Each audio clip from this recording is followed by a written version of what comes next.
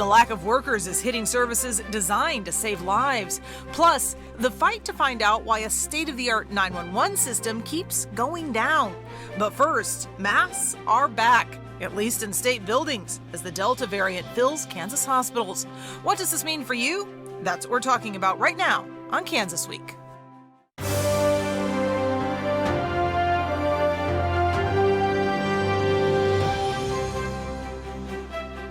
This is Kansas Week, and I'm your host, Pilar Pedraza. I'm as frustrated as you. That's what the governor said in announcing a return of masking, at least in state buildings, starting on Monday, once again following CDC recommendations. She put the blame on the unvaccinated and on politicians she says have played games with lives. What do you think of this return? Cake's Trent Bennett asked. I'm sure people are tired of the roller coaster rides. Whether you wear a mask or choose to go without. I'm not vaccinated. I do wear a mask when I'm flying and stuff like that. But if there's not a mandate for it, what's the point of wearing one? Governor Laura Kelly says with cases rising and so many refusing to get vaccinated, masking up is the only way to take down the threat. The CDC recommendations extends to all Kansans, vaccinated or not. Today, Kelly called for all state employees or anyone visiting state buildings to wear a mask. It comes one day after the CDC recommended masks for anyone, vaccinated or not, when inside, in areas where COVID cases are soaring, and that includes much of Kansas. I mean, if we're still going through it and nothing's getting better, I mean, we got to take precaution. The CDC estimates that just over a third of Sedgwick County residents have gotten their shots. I honestly don't know what anybody's rationale is for not getting vaccinated. If you aren't vaccinated, I implore you to get yours today. For Dave Landrum, The governor has done a pretty remarkable job. His choice is to side with science, but not everyone agrees. It's all regulated by the government. And the governor recommending for all Kansans that they also follow the CDC's guidelines, and on Friday issuing a recommendation that schools require masking as well. Here to help hash all of this out, we have Phil Journey, a former Republican state senator, and State Representative John Carmichael, a Wichita Democrat, here to discuss all of these things. And this is something, it's very interesting because the CDC guidelines are saying one thing. Previously, the governor issued basically emergency orders making mandates. Now it's recommendations. And this is really a result of SB 40, even though SB 40 was kind of overturned in court, is it not? John? Well, I don't know that this is so much SB 40 because SB 40, at least for the time being, has been overturned. Understand it's a district court decision. It's subject to appeal to the Court of Appeals, State Supreme Court. But I think it's a different approach. I think given what happened a year and a half ago, probably the governor has decided the better approach is to cajole, suggest, recommend, embarrass, whatever it is to convince people you need to get a vaccination. And we just listened to Wichton saying no mandate. Why should I wear one? I understand. I don't think people understand the difficulty that we are facing with the Delta variant. I was here on the show 3 weeks ago saying that the Wichita School Board had been premature in their decision not to require masks. And, Governor Jim Justice of West Virginia got his, shall we say, briefing on yesterday, and today it was reported he said, "Excuse me, I've got to go pee and throw up." So it's really going to be bad. I mean, Kansas has dozens and dozens of counties that are over the 10% testing rate. We've had a spike in positive tests. 95% of them that are genetically looked at are Delta variant. They say Delta variant, if you're sick with that, you put out 1,000 times more infectious matter than if you've got any of the other COVID variants. Yeah. And it's just like chickenpox. It's just as easily spread as chickenpox, and we all know how bad that is. Yeah. So if right now we have 1,543 cases, if it increases at that standard rate of 40% a week, we could be at 5,000 or 6,000 by the end of this month, next month. Yeah, very similar to what we saw last year at the beginning of the year as the original was coming in, except kind of almost moving faster, is it not? It's so frustrating for all of us that we thought we were over the hill. I mean, you know, I started to be able to go places and restaurants and plan vacations, and now because some people won't get a shot, my life is going right back to where it's been for the last 18 months. And I'd like to just say this isn't real. I'm just going to go ahead with my life. But that's not fair to kids who can't get vaccinations. That's not fair to people who, for other health reasons, can't. It is so easy to go get a shot, and we'll wear these masks for a few more months, and we may well get through this. If we don't, just as Phil says, it's not only going to be the Delta variant, there'll be the variant after that and the one after that until you buckle down, until either the disease kills us or we kill the virus. It's going to be one or the other. It is really disconcerting because of our low vaccination rates that the consequences could be far-reaching. You know where they're putting Springfield, Missouri patients. I was here 3 weeks ago talking about Springfield. 3 days ago, they're trying to find beds for their patients in Albuquerque. Wow. So, you know, I mean, this could go south on us in the next 30 days to 90 days. The analysis is that we're not going to peak until October. No. Well, in talking about the low vaccination rate in Kansas, less than half of Kansans vaccinated. When I spoke with the governor on Wednesday when she made the masking announcement, I asked her, other states have run enticements, lotteries, bonuses, all sorts of things to try and convince people to go and get vaccinated. And she said, that's one of the things we're looking at. But an interesting point she made is that the longer term things like a lottery don't seem to be working in other states. It's more the immediate, you know, you show up, you get vaccinated, you get a free video game. Seems to be working better. Maybe a 6-pack of beer. We've got a lot of kids to vaccinate, Phil. I know, we can't do that one, but Okay. I'm sure they'd probably be in lines if we did. Well, one way that a lot of people have said that we could increase those vaccination rates is if businesses require their employees to get vaccinated. The governor said it will be up to your city, county governments, school boards, and those local businesses to decide who else will mandate masking. But some question whether an employer can require you to mask or get vaccinated. KSN's Jessica Watson took that question to a local employment attorney. I do believe that in an effort to try to boost those numbers and get us back to a more average sense of normalcy prior to the pandemic, I would anticipate that employers would require vaccines, and they would be allowed to do so. Mandatory COVID vaccines. While Ascension Via Christi has moved to require them, other large employers in Wichita are letting employees decide. A spokesperson for Wesley Healthcare says they continue to strongly encourage vaccination. And Textron Aviation says while it offers the vaccine to employees and family members, employees are not required to be vaccinated. But lawyer Maureen Brady says these businesses can require it if they want. Kids are required to be vaccinated before they go to school.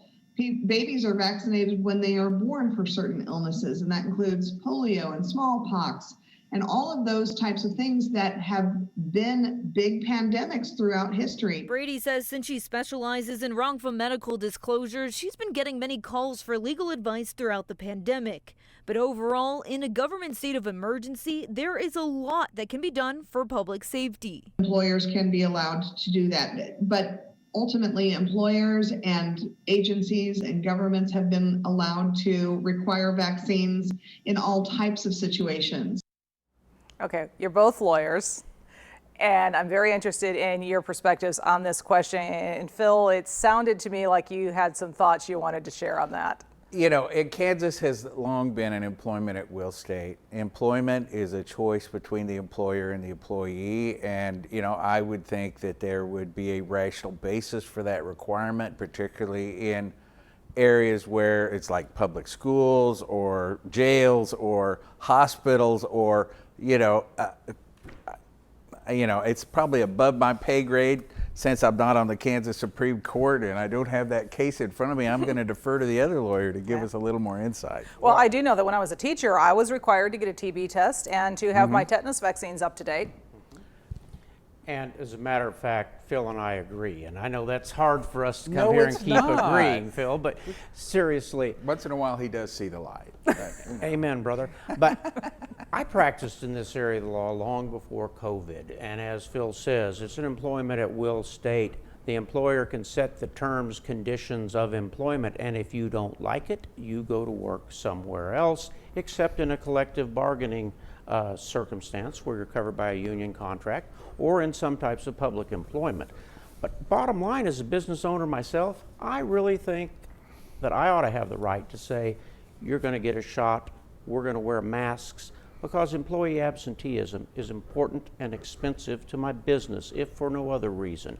And so if Phil doesn't want to have vaccinated people in his candy store or gun shop or whatever it might be. Auto parts store. I apologize. Yeah. Auto parts store, right. Yeah. Midnight auto parts. But at Yeah. any rate, seriously. No, that's where you got yours. Thank you. All right, yeah. guys, come on. All right. Stay on topic. But the serious point, though, here is employers ought to have the right to do in their own business whatever they think is best for their business and what's best for their customers and what will bring the most people in the door. So when Ascension Via Christi says we're going to vaccinate all of our employees, if I have to go to the hospital, I'm not going to Wesley until I know that their employees are vaccinated. So the marketplace will make that decision for us.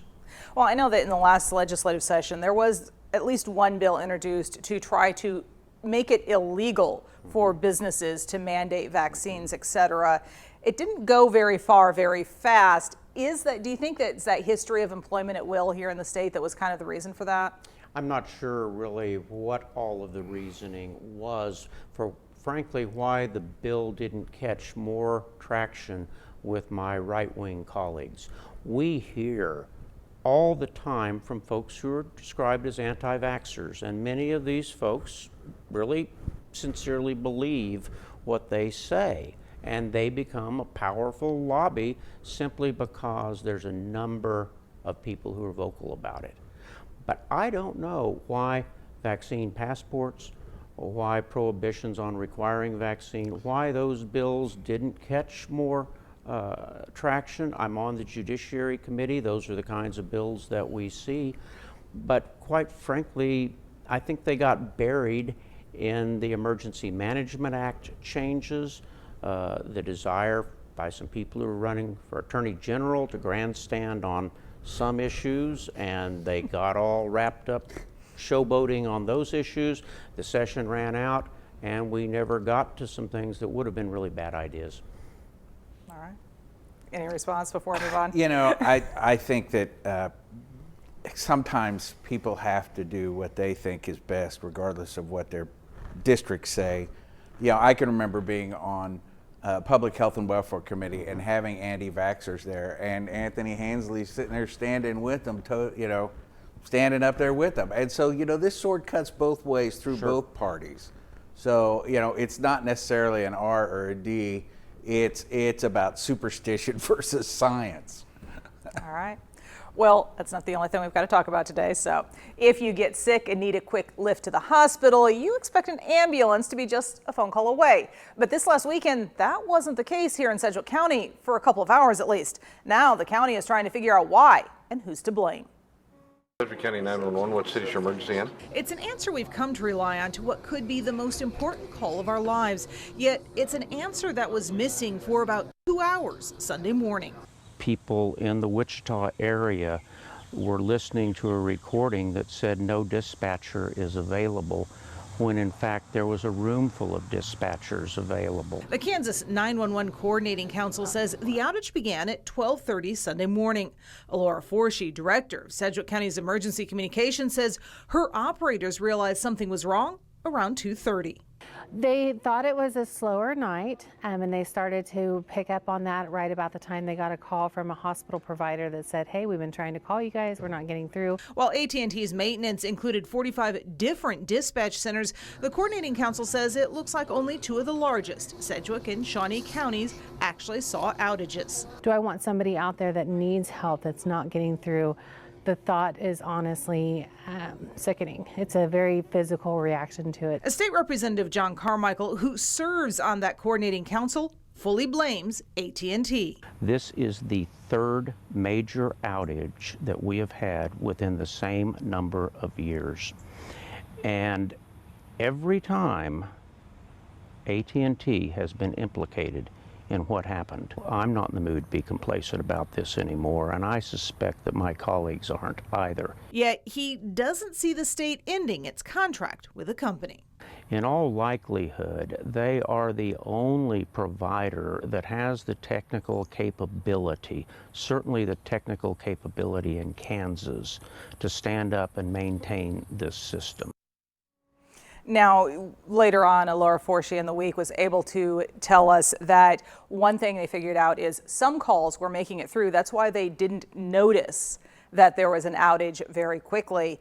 Just not all of the calls, and they haven't figured out what was going on there, at least the last time I spoke with her. Now, John, I know you've spoken with her since she and I spoke. In the last hour, and she still doesn't know. There is a report now, a preliminary report, which is of course labeled confidential, from AT&T about what happened and why. They haven't shared it with me, but I don't think it provides, from talking to her, she's seen it, provides all the answers really completely as to what did happen. It's concerning. When you sent me the list of topics, I was completely taken aback by this. I wasn't aware of the issue before, and it is startling that this occurred.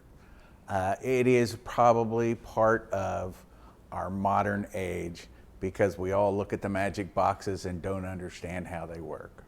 And ever since they've switched from mechanical switching to digital switching in the phone systems over the last 20 years, we have had, I mean, how many of us have had something really strange happen on our cell phone or our landline?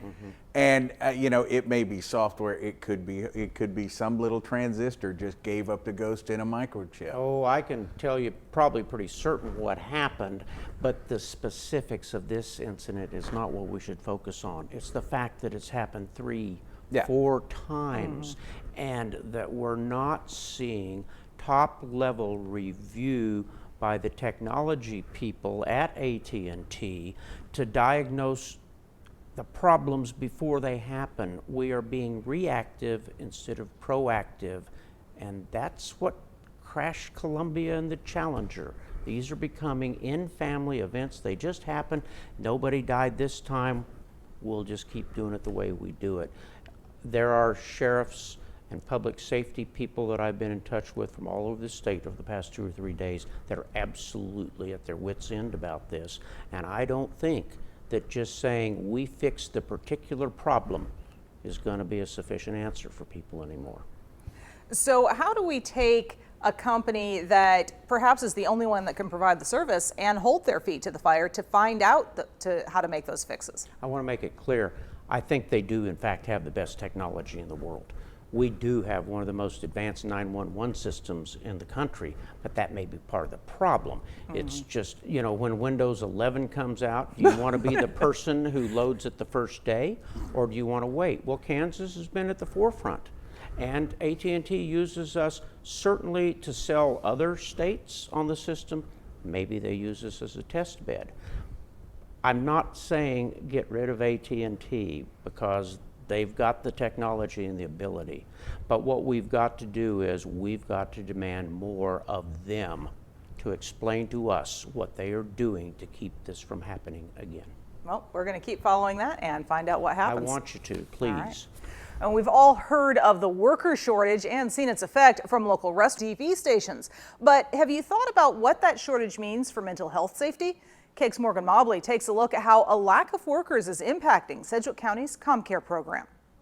We've never gotten as low as we are today. And typically these cubicles would be filled with case managers and clinicians, two of the most dire roles here at ComCare. Today, they sit empty.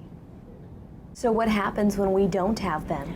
Yeah, the response time is slower. People might have to wait to have an intake. People might have to wait when they get to crisis if somebody else is ahead of them. For the first time in Sedgwick County's ComCare history, there's a wait list for case management. To put people on a wait list for us is just really kind of a tragic decision, but it's where we're at. So how did the organization get here? What they're telling us is pay is an issue and advancement opportunity. They can earn more and have more flexibility in other community jobs. On top of that, after serving as grief counselors in many ways during the pandemic, some workers need to take care of their own mental health now. Over time, you absorb that pain that people bring to you. Burnout is at an all-time high. Norma Harris is 5 days away from retirement. She's been with ComCare for 34 years. I started in March of 1987 as a youngster. She's worn many hats here, but says the challenge has always been rewarding. Executive Director Joan Tammany hoping more public servants like Harris step up to fill these vital roles,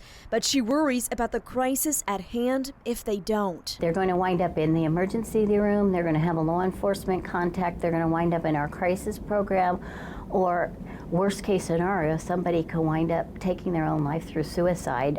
So it's just really vital that we have the resources available to provide the level of support everybody needs. In Wichita, Morgan Mobley, KIC News, on your side.